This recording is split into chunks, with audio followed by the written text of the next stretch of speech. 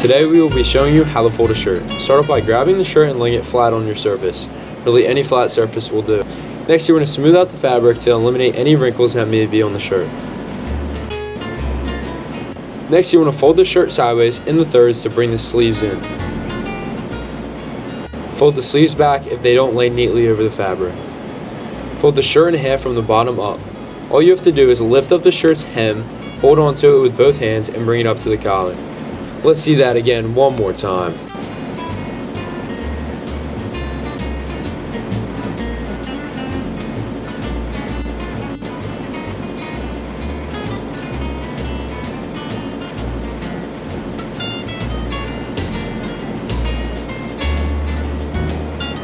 As a reminder, you should always fold all your shirts the same way to keep them looking consistent.